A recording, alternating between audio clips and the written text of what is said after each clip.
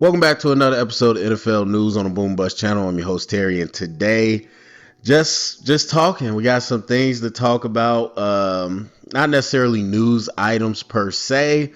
Just some, beginning of the season type discussions that were on my mind and I wanted to talk about, and I got time to talk about. So let's start off with the Travis Hunter thing. Travis Hunter. And the whole, I don't want to say experiment, but the whole concept of him as a two-way player has never made sense to me. And as you know, is typical, I'm not going to be afraid to put my name on a take, I guess. But I have to say it going into the season again. I want to wait. I don't see this working out. I just don't. It didn't make sense coming out as a prospect. It didn't make sense when he was initially drafted and what the Jags gave up for him and what the Jags needed as a team. And it doesn't make sense now that we've seen the plan. So I guess I'll start with this. Like, two-way players have a bad, or not even two-way players, tweener players have a bad track record in the NFL. And tweeners typically are on just one side of the ball. Now, they might also be a returner. I'm not really counting that as offense, but typically these guys are on one side of the ball. And if they're a tweener, they don't, again, usually work out unless they are put into one position. The track record is just not good. I mean, the NFL, for all the reasons we've heard before, the NFL, they're professional athletes, the elite professional athletes. This is the most skilled you have to be at your position. And so to be able to do that at multiple positions, even on the same side of the ball, is almost impossible to do. And then you talking about doing it on two sides of the ball. It is a very hard feat. Now, I'm not sitting here saying it's impossible. And for whatever reason, again, I don't even really care too much about the internet when they say hater, because people overuse that word, don't even know what they're talking about. No one has a reason to hate on Travis Hunter. It's just what you're asking in football terms just doesn't make sense. So we could look again at a long list of guys who came out of college where you weren't quite sure exactly what they would be. And honestly, not all of them worked out, but the ones that did work out are people that stayed in a single position. And again, most of these people are on one side of the ball. We think about, I believe I heard Isaiah Simmons just got released, didn't make the active roster again. And you're talking about, I don't remember when he got drafted, but you were talking about a top 10 talent coming out of Clemson. And he fell into that tweener trap. I mean, we've seen so many. And what happens is when you get a team that doesn't really have a plan for that person and just tries to, they fall into that Swiss Army knife type thing, that player never develops, because you got to realize there's a transition period into playing your position in the league, like whatever that single position is. Even if you, quarterback is obvious, but let's just say running back. If you were a Heisman running back, there's still a transition period into being an NFL running back. So now you add all the extra complications of trying to figure out multiple positions and multiple, you trying to learn the playbook from multiple angles. It doesn't tend to work out. And so again, we seen a lot. I mean, even Hassan Reddick, he was a person that his career was kind of up in the air until he got to, well, really the Cardinals, before he even left them, said, okay, we'll just put you on the edge, majority of the time, one season. And that's when he really started to blossom. And obviously since then, that's where he's been playing. And so, but without that, which way could he have went? Jabril Peppers, another guy. Is he a safety? Is he a linebacker? Play some running back. Play returner. Jabril Peppers, very early, they was like, okay, you are this type of safety, box safety mostly, and he found a role. I think Kyle Hamilton really is the big, and as much as people make about Kyle Hamilton right now, trust and believe it could have went bad for him. I haven't watched the film still. I just haven't had a chance to see kind of this talk about him shifting to single high middle of the field safety late in the season for the Ravens and how well he played. I don't know. Not to say that I don't believe it, but that's only possible, even if it is true. It's only possible not because, oh my God, you could just line him up anywhere. It's only possible because they put him in a very specific role to start out, and he gained so much confidence, obviously rising to an all-pro level and just really making plays. And if you're new, I talk about this all the time. This was primarily a draft channel. I talk about this all the time with player development. More than anything, for any position, the key is to get some early confidence for your player. And so once you gain that confidence, then you can add more to their plate. But the Ravens did the smart thing rather than, hey, oh my God, Kyle Hamilton's put him at dime linebacker. Let's put him at nickel safety. Let's put him at the top. Let's put him at the corner. No, they said very much, you are a big nickel. That's essentially what you're going to play. You're going to play a lot in the box. And he played well. He played well in his role, and now they expanded his role. And if he went to another team, that could have went a very different way.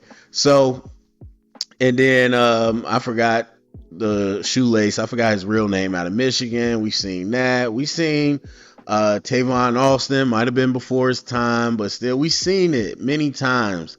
Tariq Cohen with my Bears, even though he got hurt, but we've seen all these things where there's offensive defense. The tweeners don't work. They don't work out in the NFL. The NFL sorts you out really quick. So Travis Hunter, this is a different type of situation, a more difficult situation, but a different one because he's trying to play two sides of the ball. And my biggest thing, even if you want to go back to the draft, it was like, well, if he was just a receiver, he might be this. If he was just a corner, he might be top 15. If he was this and that. And I'm not even going to argue. My opinion on that is already out there. But my point is, well, if you're saying that, that's already a problem. Because, oh, well, combined, he's a top 3 pick. That does not make sense. That doesn't. Once you have to start delineating that way, you're already entering a territory that does not work in football. This ain't Madden. This is not, okay, well, you got this skill, or this attribute, and you're 85 here and 86 here, so combined you're a 9. Like, no, that's not how this works. That's not how football works. So already coming out, I'm like, again, for my personal philosophy, I'm not big into tweeners. So, okay, which side of the ball is he going to play? Now, that's not to say that you can't do some packages and things. And I think finally we're going to see this year. I talked about backup quarterback packages because of all the spread quarterbacks and athletic quarterbacks that aren't really NFL quarterbacks. I've been talking about that since before Jalen Hurts got drafted, as a way to get them on the field, get them comfortable, get them confident. And I think this year we're finally about to actually see that. I say that to say I've always been a big fan of special packages of plays to utilize a player's skill set. Obviously, Taysom Hill is one of the most popular ones that people could think of. But so with Travis Hunter, I never had a problem with that. To me, I think just value-wise, corner makes more sense. That's harder to find. And watching his tape, Again, I'm not really going to get into my evaluation of Travis Hunter. I think he's an elite level athlete. I think there's a lot of polish to be made. And I think that, again, a lot of polish at both positions, but corner is probably where I would have went. Okay, so let's say, boom, you're a corner, working to be a starting corner, whatever side, field boundary, whatever we decide. And then we're going to work in a special package of plays, play actions, gadget plays, all that stuff. That's cool to me. But once it became he's going to be starting on both sides, I'm just like, okay, what are we talking about? So then he gets drafted. The Jags move all the way up to get him again. Team fit and all that, whatever. But the Jags committed, obviously said, we're committing to this two-way starter thing, and we've seen the rollout so far.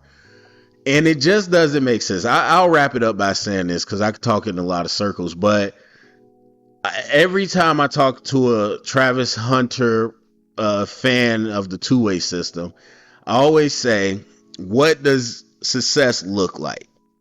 I think that is the easiest way to sum up this conversation. What does success look like? Because on a fan level, if you're just looking to say, see, we told you he could play a full season at starting at both. Okay, what does that really mean? Just so you can brag online? So more of a football conversation, is it number of snaps? Oh, he was able to do more snaps than anybody because he did this on this side and that side. Okay, well then my next question would be, is that for a year? Like, is that for 3 years? It ain't gonna be his whole career. The NFL career is not that long. So what value did that add that he played all those snaps? So then, of course, a lot of people will go to statistics. And so for me, if you're like, okay, this guy is, I won't even say elite. This guy is a legit 1,000-yard receiver, and he is a lockdown corner. He's elite, whatever. So he is like Pro Bowl-ish level on both sides. Okay, yes, that's valuable. Again, my question would be, how long does that hold up? Most people are going to tell you, no, that's not realistic. That's not the bar for success. But again, my question is, what is the bar for success? So if he has 50 catches, 400 yards receiving, 100 rushing, and I don't know, a interception, and he played half the snaps on defense, is that success? You know what I mean? Because you get into that situation where it's either got to be incredible or otherwise, what's the point? And so the Jags are talking about primary receiver. He's still going to start on both, quote unquote, primary receiver. We don't know what the actual thing is, and I don't even think they know. But they talked about how it's going to depend week to week. And they feel like they have an extra guy on the team where if a D-back goes down, he could play more snaps on defense. Or if this is a good run defense, he might play more snaps on offense because they're going to pass a little more. And again, in theory, that sounds good. And to be honest, as a coach, just complete football wise, yeah, that sounds good to have an extra body. And it's more than just an extra body, obviously a competent one, an athletic one. But in terms of the narratives that we all, the fans, speak in sports media, in terms of the stats that everybody loves to quote blindly, what does that even look like? Because when I say 400 yards receiving, 500, 100 yards rushing, 1 pick, people are like, no, he's gonna have more usage than that. Is he? Because you going against two things. Either he's going to get hyper used, which then you risk injury, and that's not a long-term thing he can do. or he's going to get sporadically used, and that's not going to produce any type of production that people are going to hang their hat on. They're going to say, oh, that's all he got. And so it does not make sense to me.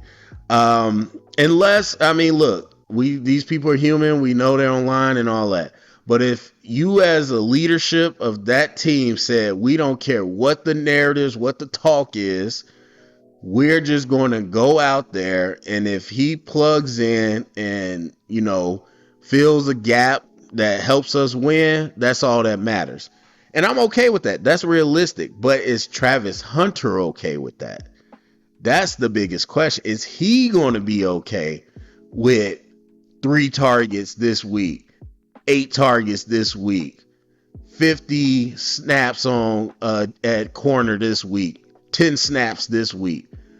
That's the question. And then how do you evaluate him contract-wise? So I just think the whole discussion, the whole two-way thing with Travis is just silly. I think it's silly, especially because there's such an easy solution. Again, have him at a primary position, have a package of plays. Even if you feel like he's primarily a receiver or a better potential as a receiver, that's even easier to do because defense, those packages, I mean, it's not really a package of plays. It's just really situational at that point. In these situations, Travis go in. Look, I know this is a complete different thing. I know. But the first year that I coached in high school football, our quarterback, who was a heck of an athlete, really good quarterback, had to be the quarterback, but probably one of our best athletes and our best cover guy. So guess what? He came in nickel personnel to play nickel whenever it was third and extra long. Like, that's just a small example of like going from offensive player to defensive player. It's easy. We seen Gronk and Moss and all these guys get in on the Hail Mary attempt so they could bat it down, stuff like that. Again, and I'm not, saying he come in at nickel, but look, if it's a third and long or crucial down and you say, okay, Travis go in, cover Jamar Chase, something like that, that is what I mean, that's easy to do. Or like I said, he's a corner and then you got a special personnel package, the hunter, and you go in and y'all got special plays. He only has to know 10 to 11 plays. The alternative is so easy that this whole two-way system just seems even more silly. All right, I talked about that long enough, or longer than I probably should have. All right, moving on. I've talked before about the Micah Parsons situation, and I said, and I'm consistent in this, that I got to take it at face value from the people that's talking. Micah and his agent weren't talking. The only time that his agent was quoted, he didn't refute that he turned Jerry down. All he said is he didn't use that language. So again, I'm like, until they come out and refute things, because people are like, oh, you going to believe Jerry? You going to believe Jerry?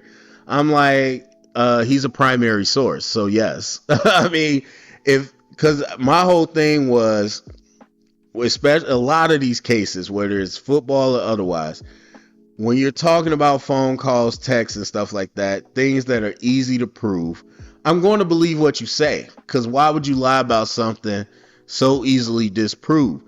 Now, if the other party comes out and says that's not true, okay, we got two people with two different stories about something that's easy to prove.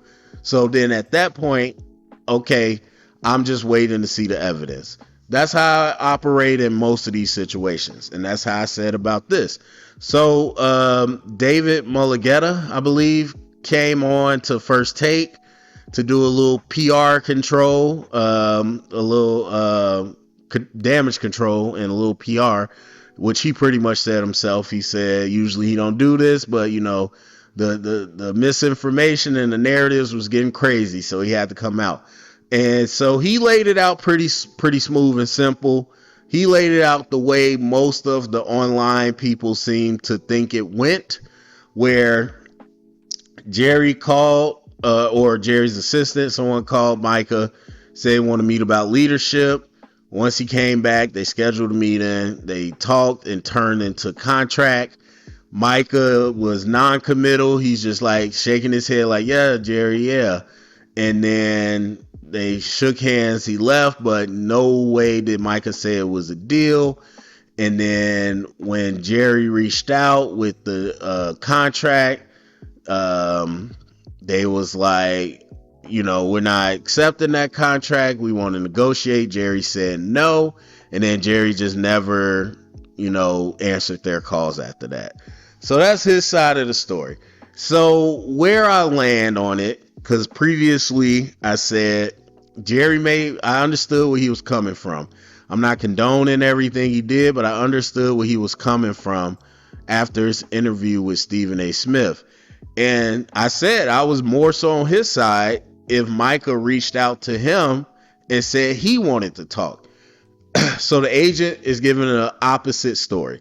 So again, I'm at the point where I got to see the evidence. That's not hard to prove. That is not hard at all to prove. Now, they're not going to do it, but if you're asking my opinion on the situation, I just need to see the evidence. If I'm Jerry Jones saying Micah called me, Micah said that he wanted to talk contract, you can prove that. Where's the text? Where's the call log? Micah called me. If you're saying Jerry Jones' assistant called Micah, that's even easier to prove. Show his official assistant's number or whatever her number is. Show me that Jerry called you, whatever. Show me the text. And there you go. Now, everything that happened afterwards, I don't think that was ever in question. And to be honest, the agent still didn't deny that they shut down Jerry's contract. He went into more detail. Actually, he really did say he shut it down, because he went into the detail of the contract, that some of the details that he didn't like. And so they was like, we're not doing that. We gonna start from the bottom, essentially. And Jerry didn't want to play ball. I think we all kind of knew that. Now, Jerry mentioned some points about how he told Micah to call his agent, and the agent could have got involved earlier but didn't.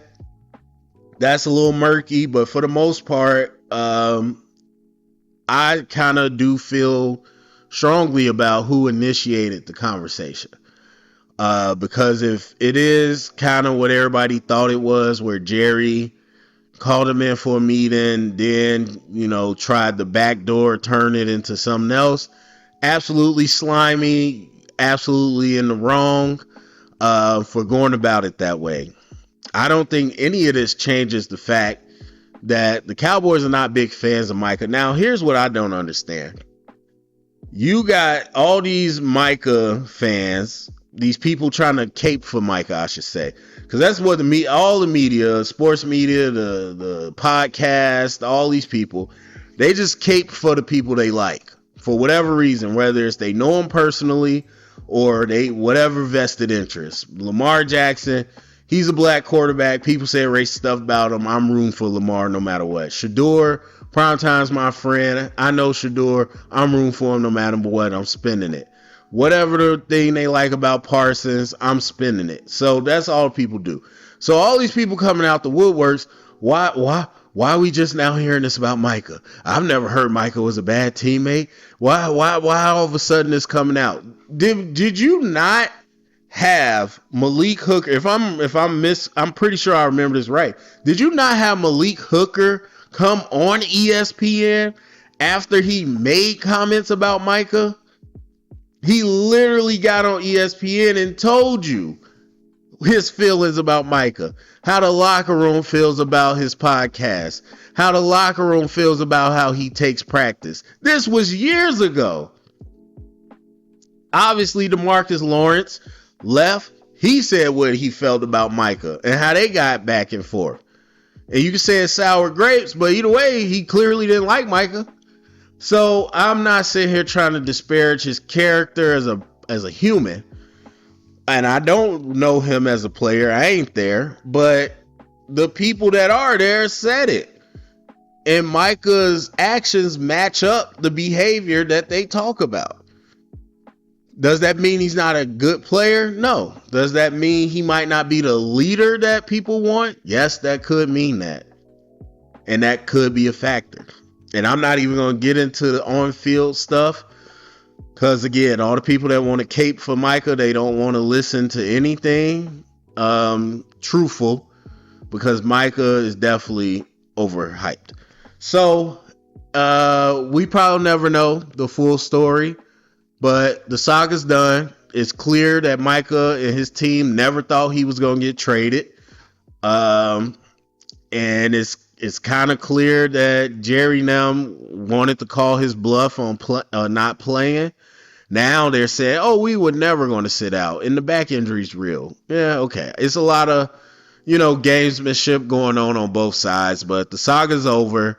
And again, if we get new information, I'll, feel differently. But as of right now, I feel like most situations, it's a messy situation. We'll never get all the info, and, we got to move on. Okay. What else is on my list? All right, so let's move to the sleepers. I got 2 sleepers.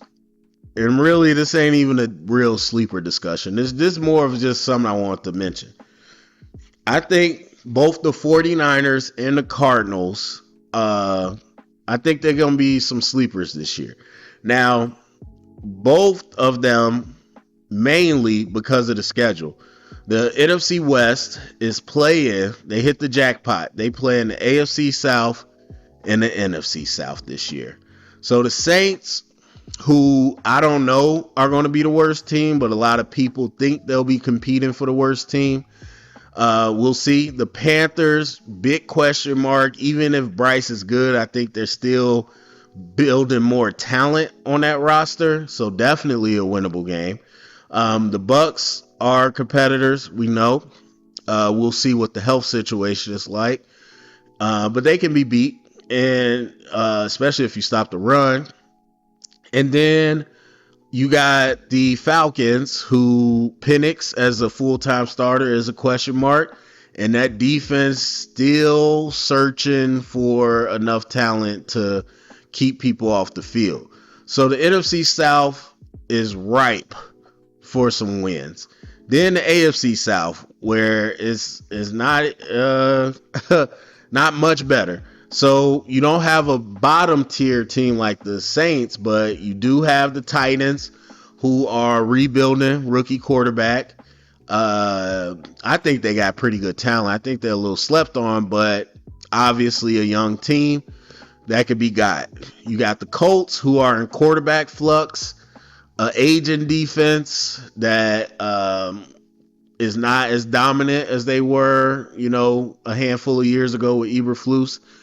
And then offensively, like I said, despite the talent, despite the O-line in the run game, the quarterback is going to be hanging over everybody's head. Shane Steichen's probably a little bit on the hot seat, even though I wouldn't say it's his fault.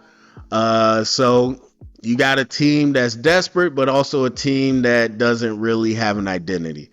And then the Texans, while a competitor, and I think defense is going to be top 3. Offensively, a lot of questions with the O-line, a lot of questions with Stroud. In the new offense, can he handle the new responsibilities? Is he completely average if he doesn't have all day to throw? We'll see. And then you got the Jags, which we talked about with Travis Hunter and that. Trevor Lawrence is trying to prove that he is a starter quarterback. It's a lot going on, new coaching staff, all that. So I think off that alone, those 8 games, there's a lot of wins there. 49ers, they're I call it off games, so non-division, specified games. They got the Giants, the Browns, and the Bears. If anybody is competing for least believed in team with the Saints, it's the Browns. We know what's going on over there, even though they got defensive talent. The Giants, I think that defense is going to be pretty decent, but quarterback flux, Trotting, they ball them coaching for their life. We know what's going on there. Then my Bears, 49ers usually, do they thing against us, so we'll see. The Cardinals, they got the Packers, the Cowboys, the Bengals. Not as easy as the 49ers, but teams that can be got. Cowboys, a lot of people feel like are going to be real lost on defense. Bengals, same thing. Both with offenses that you got to worry about. And then Packers, I don't believe in them as much as everybody, even with Parsons. So we'll kind of see. That's going to be a hard game for the Cardinals. So why do I believe in them? Mainly the schedule, like I said, but the 49ers, I think it's funny. It depends on what the conversation is, how people like to talk about Shanahan. If you're talking about Purdy, Mike Shanahan is a play calling genius. He scheming these boys wide open and he can do no wrong. If you're talking about the playoffs or the 49ers Super Bowl chances, Shanahan is got a bad record in the Super Bowl and the team is really injured and they don't got their stars like they used to have. So obviously, the truth is somewhere in the middle. I lean more towards the Shanahan amplifies the team side of the spectrum because you can't have it both ways. You can't say Shanahan is, amplifying this offense and then also say, well, they don't have all these all pros, so they're not going to be good. Again, you got to meet somewhere in the middle. And so for me, I think the reason, that I feel like they still can ball despite not having an all-pro version of Debo or having a Pro Bowl healthy version of Ayuk and a healthy Christian McCaffrey, all that, is because they've proven in this tenure that the run game is going to work. No matter what. That's the focus. I won't say no matter what, but that's the focus. If you think about it, outside of Trent Williams, you really had Mike McGlinchey, who I think was a little underrated for what he did on that line. But other than that, in the last 5 or so years, you haven't had outstanding talent on the O-line. And so even with that, you've seen how many running backs that they were still able to be productive with. You get an athletic running back that, kind of understands the scheme, and you could do things with, this West Coast zone version, whatever, amalgamation that Shanahan has made out of this run game. And so obviously on the high end, you hope that Christian McCaffrey can be at his full power. But honestly, even if he's not, I still believe that they're going to be productive in the run game no matter who they bring in. And so because that's the case, you're always going to have the Brock Purdy play action, throwing over the middle, stuff that he's good at in your back pocket. And so with Kittle, I know the receiver room is decimated right now, but people really underestimate Kittle's impact on the pass game. Not just the pass game. I think he's a prolific pass catcher, but obviously going back to the run game, that's what makes the 49ers so difficult. People think it's play action, like, they've been running well, so let me just follow the running back. That's play action. No. With the 49ers, the way they do it is more than just that. It's the angles you get. It's the space that you get. Because with Kittle and Juszczyk, you don't know if they're blocking you or going out into space. And you don't know when they're on the field together, both of them could be blocking you. One could be blocking, one could be out in space, both could be out in space. There's a lot of versatility to the 49ers scheme with the formations and again all the different angles that they could take at you. And you have to, so as a defender, you have to worry about that every single play to give it a very exaggerated example, when you have a strong tendency like the Bears in the fridge, when he comes out, you know what's going to happen. But versatility, when you can have that same personnel and then run a lot of formations, do a lot of things, that makes it tricky for the defense. So I think mostly because of Shanahan's scheme and his system, but also because that, not because of Purdy, not because of Kittle, because that run game is going to be effective. That's going to allow not only the pass game to be effective, but also the ball control. And then defensively, you got talent. Obviously, you got Nick Bosa. It's going to come down to Robert Saleh. Can he get that team back into a position where they're not giving up coverage busts and big plays? If you can get a couple possessions, couple stops, that helps that offense stay on time. I think with this schedule, it's a lot of winnable games. Cardinals, I just think, look, the Cardinals have one of the best power run games in the league. I know people might look at numbers and all that and say not so, but if you watch the video, or the film, I should say, and you really study kind of what they are trying to do, what they started schematically last year and what, they'll build on this year, they got a nasty counter and power game. And with those tight ends, especially McBride, it just opens up a lot of play action, kind of like I was talking about with the 49ers. And those type of schemes obviously controls the clock. It wears down opponents. But then on top of that, you have a quarterback who is highly athletic. And then you got Marvin Harrison, who, I think people are starting to come down to earth for what he actually is. But what he actually is still a high-end number one. And so whatever you want to do, if you want to work RPOs and smoke screens off of the run, if you want to do reads with Kyler Murray off the run, if you want to play action, throw it up 50-50 ball to Marvin Harrison, you have some premium options as an offense matched up with a very dominant power game. That's an effective combo.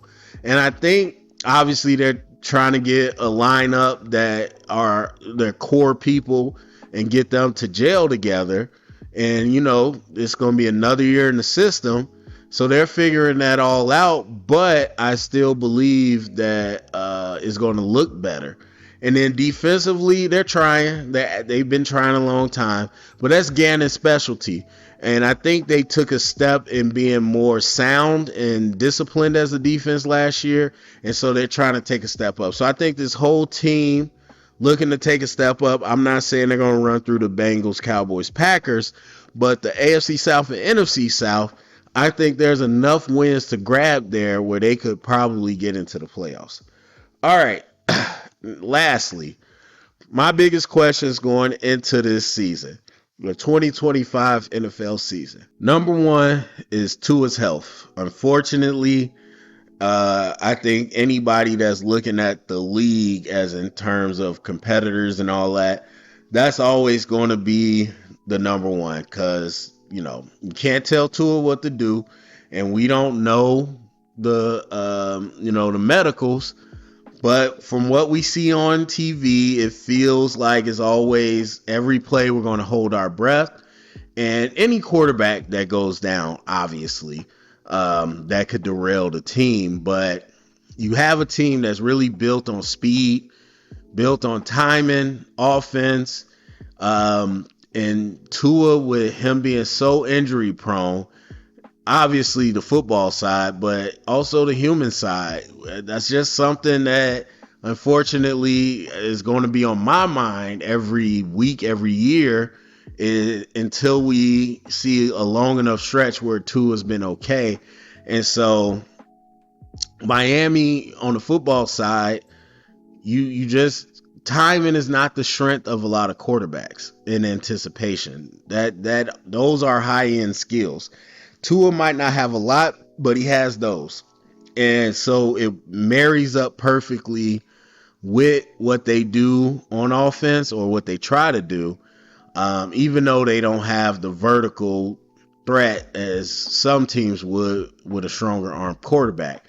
But Miami, Mike McDaniels, all of them, they're on the hot seat. And so Tua's health and, Tyreek and his contentment, and whether he's just traded or not, all this rides on Tua. So I think he's always going to be a big question going into the season, unfortunately. Stafford and Rodgers decline. Will they decline? I think, first of all, it's funny because they're all kind of linked. We've heard Brady recently say Aaron Rodgers is the greatest thrower of the football. We've heard Rodgers say Stafford is the most underrated thrower of the football in his time in the league. So we know what type of pedigree they have. But, and this is something I'll talk about in another episode, people always want to talk about quarterbacks, especially, but they want to talk about players in terms of resume, instead of skill set. Skill set matters more when you're talking about an individual player, because your resume ain't going to throw the ball for you. It's not going to move in the pocket for you. If Stafford and Rodgers have physically got to a point in their age, I'm not even really talking about health-wise, but if they physically are declining, and if they are at the end of the rope, obviously, not only two teams with playoff hopes are impacted, but now the outlook of the league is different as we shift on. Same way when Peyton was out on his way out, same when Tom Brady retires, same way when LeBron eventually retires, the old guard switching over to the new guard. So if Stafford and Rodgers are at that point, they like to think they'll be going 3-4 more years. But if we find out and they find out that they're at that point, playoffs implications are impacted, but then the league is impacted because the Rams are in a completely different mode, and then the Steelers are as well, and it might be a mode where they're moving off of Tomlin. So those are two big ones to watch. Can Ben Johnson be a head coach? Not an offense coordinator, not a quarterback coach.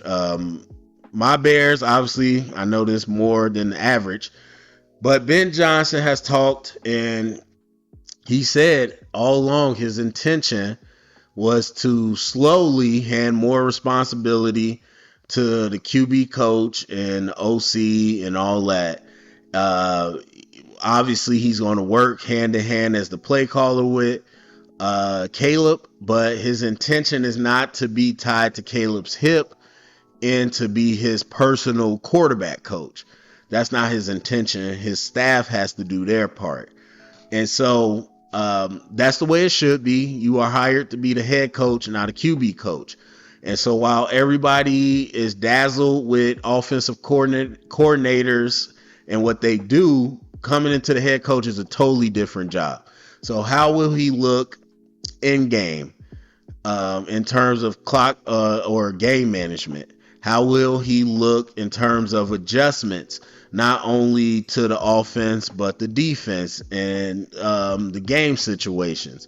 How well will he be at preparing us for game situations? How well will the game plans be?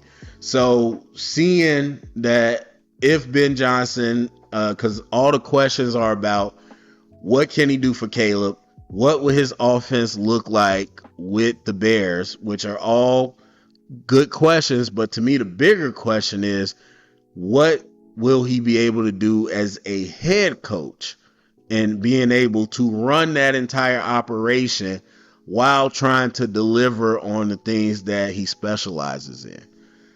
The Commanders, what would a run game look like? Brian Robinson is traded. I don't follow them close, but I've heard recently before he was traded that he doesn't fit in the offense, which is fine. Commanders, they were one of those efficient run teams. When they ran the ball to get first down conversions, they did pretty well.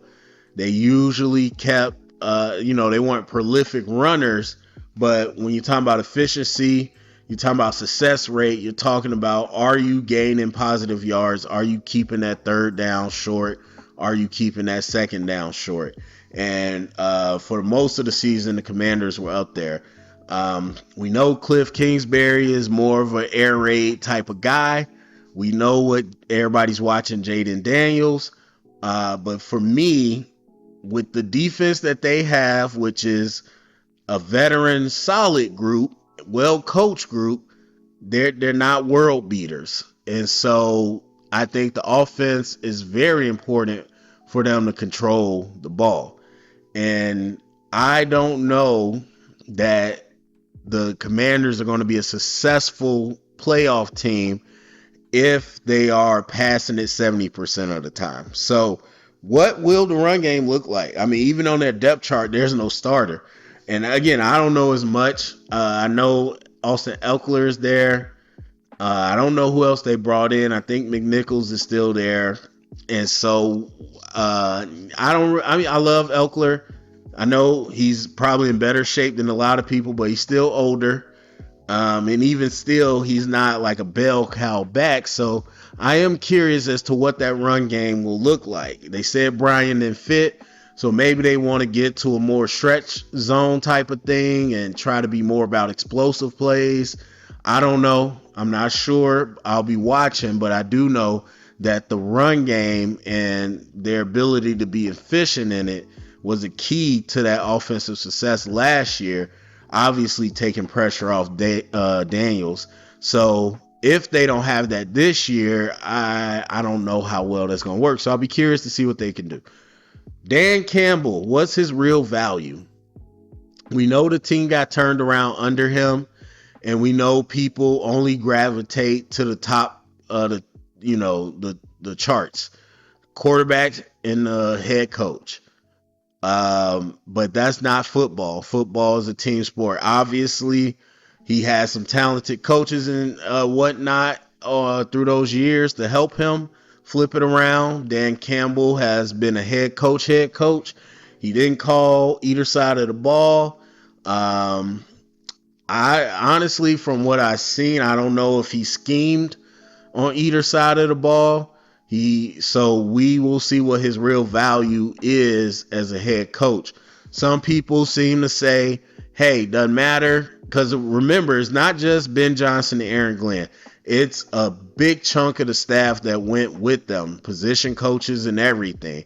So it's not just two guys and filling in. It's a lot more than that. So what would that look like with two new coordinators? Some people believe, hey, it's Dan Campbell. He's going to keep it all together.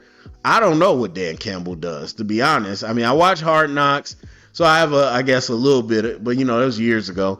I don't know. I don't know if he's scheduling practices and doing everything. I don't know. We'll find out. What's his real value? Whatever he's doing in the building, is it valuable enough to keep the team afloat despite, their losses on the staff? Or will we find out that Aaron Glenn and Ben Johnson were a little more valuable than people thought? Al Golden in the new voice trope. That trope, which I hate, we just need a new voice. We need a new voice in here. We got to shake some things up. Now, I can't explain to you the Bengals collapse. People might forget. They weren't elite, but they were one of the better defending units not too long ago. And so with a lot of the same players. So I can't really explain to you what fell off. I would love to study what happened. But what I do know is blaming Lou and just saying it was his fault is not the answer. I mean, 5 minutes after he got fired, he had a job at the same level that he was already at? Like, come on now. You can't, I don't like that. I don't like when it's, this is one of the best coaches in the league, and that didn't look good. He sucks now. Like, I hate that stuff. So obviously the league doesn't operate that way. They know good football people, but some people really believe in, we just need a new voice.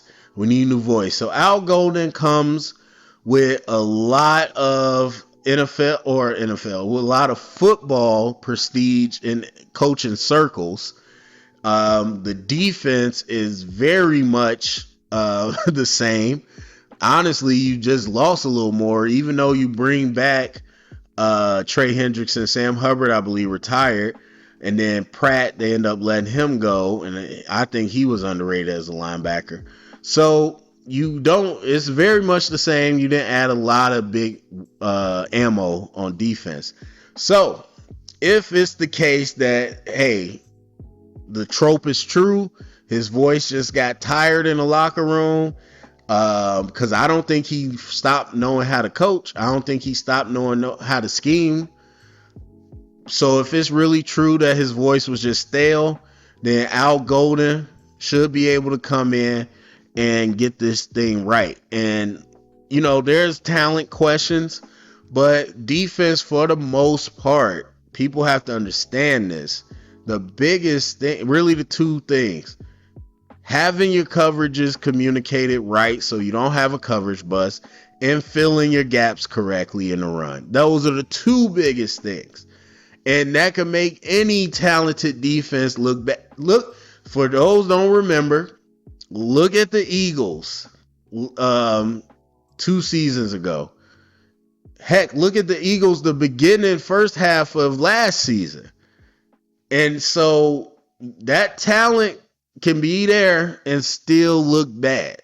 So it's up to coaching and game planning to make sure that the team understands the system enough where they can communicate in and out of plays without having coverage bust. Because coverage bust, that's the number one killer. And so if Al Golden is as good as he say he is, if it was just a new voice trope, then we should see some mass improvement with the Bengals. And obviously, we know what they have on offense. We know that should be a playoff team. That should be a Super Bowl contender, a team that went to the Super Bowl, one of the best quarterbacks in the league, one of the best receivers in the league. So if that defense can get to average, it's a whole different story in Cincinnati. What is the Chiefs' offense? Now, I remember in Brady's heyday in New England, where people started to understand that New England was so dominant because the offense could be whatever it needed to be. I think certain years they took on philosophies, but even week to week, they could switch it up. So I seen Tom Brady in a run the ball 80% of the game type deal, only doing play action. I seen Tom in a throw the ball 70% of the game shootout. I seen him run a zone scheme. I seen him run a power scheme. I seen him run a spread scheme, doing a lot with the slot receiver. And that's what shows Brady's greatness. That's what shows that team's greatness. Mahomes and the Chiefs have been kind of in that bag. We know that they're more popular for their wacky plays and, Andy Reid, the mad genius. But over the years, we've seen them be a vertical attacking team with Tyreek. We've seen them lose Tyreek and still become effective, even though they weren't as explosive. We've seen them lean on the run game. We've seen them do ball control. We've seen a lot of different things. But I think the Chiefs haven't been happy, obviously, with the production that they've been getting, even though on pure coaching and IQ, they've done enough to win games. They want to figure out what that identity is. And it might be different year to year because rosters change. So what is the Chiefs' identity this year? We've heard Mahomes 2 years in a row say how he wants to get back to kind of airing that thing out. We know what the numbers say. The offense hasn't been as vertical. Travis Kelce is not the player he used to be physically. Rashee Rice is going to be suspended the first 6 weeks. So Xavier Worthy in year 2, Hollywood Brown pretty much didn't play last year. He should be back. So what is this offense going to look like? Last year, similar to the Commanders, not a prolific run game, but a very efficient run game. The Chiefs lived on getting positive yards on first and second down, short third downs, conversions. That's what they lived on. So what would that offense look like this year with so many weapons not really where they are or where they used to be? And then defensively, you're not as talented as you have been, but obviously still been a really good unit. And so that defense can balance out that offense. But if the offense can be, top 10, top 15, that's going to take a lot of pressure off that defense. And then lastly, J.J. McCarthy versus Sam Darnold. And I don't really mean direct head-to-head. This is more about McCarthy and Kevin O'Connell and the Vikings offense. But Darnold will be part of that equation because we know the questions about McCarthy and everything. But let me start there. So J.J. McCarthy, we know was trending to at least compete with Darnold for that starting spot. And the offense and the team went on to have a lot of success. Sam Darnold has success. And so people feel, okay, if McCarthy is good or better than Sam Darnold, and the plan was to have him anyway, he should plug right in. And if a guy like Sam Darnold could do that type of damage, J.J. McCarthy should be able to pick that right back up. So, again, in the narrative world that we live in, the narrative is going to be, okay, is this McCarthy? Is this O'Connell? And, the offense? Is this McCarthy really being that talented? Or is this, Sam Darnold actually played well? And that's where that third piece comes in. Because if J.J. McCarthy comes in and the offense is looking similar to last year, obviously they're going to be like, okay, yeah, it was plug and play. But if Sam Darnold is in Seattle getting busy, then that third piece of the conversation starts to happen where it's like maybe Sam Darnold needs more respect. Maybe he actually did, right place, right time, but maybe he actually did take a step up as a quarterback. So that's going to happen. Obviously, on the downside, if the Vikings don't look the same last year, or I should say they look worse than last year, then all the other questions start to come in. And I think narrative wise, because it's always about who has the narrative high ground, if it doesn't look well, they're going to say J.J. McCarthy wasn't that good, and they're going to start talking bust. So watching the Vikings and how they operate, really as a unit, I really do think it's going to be about the numbers and the wins and the points, more so than McCarthy's individual performance.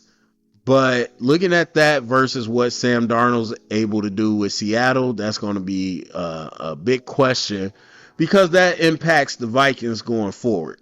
Now, again, in the building, you should be smart enough to say, okay, no matter how this looks, we're going to move forward with McCarthy unless, it's crazy. But narratives have a way of seeping into the building, and the narratives will get negative about JJ real quick if the Vikings aren't looking as sharp, especially if Sam Darnold is hooping in Seattle. So Sam Darnold is kind of a bit of a multiplier. If he's whatever, then it doesn't mean anything. But the better he is, the more he's going to multiply the negative takes in Minnesota. So that is it for me. Go down in the comment section. Let me know what you think about all these topics. Share it around, get the conversation started. Thumbs up, subscribe, and thank you for listening.